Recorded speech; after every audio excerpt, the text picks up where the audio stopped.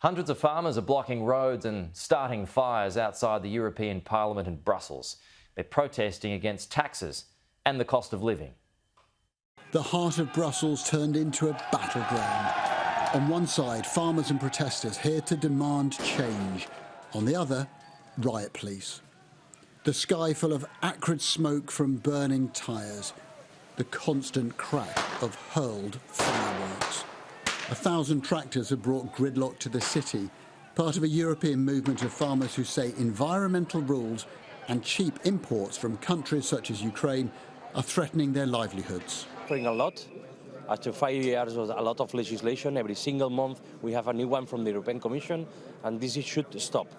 Farmers we cannot accept more laws, even when the third countries, they don't respect the same rules that EU farmers. That's the real point.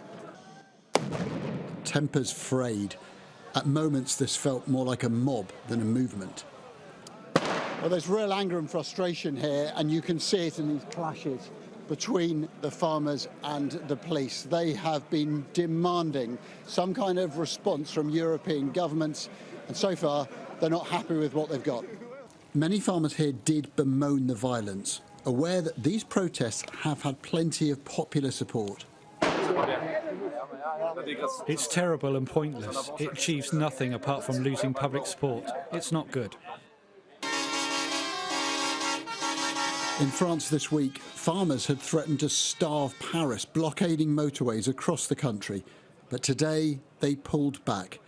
Farming unions called off their protests shortly after fresh concessions from the French government. The Prime Minister admitting that mistakes had been made.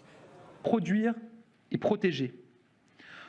He said farmers had to be respected and protected, promising new laws to restrict food imports and to prioritise homegrown produce.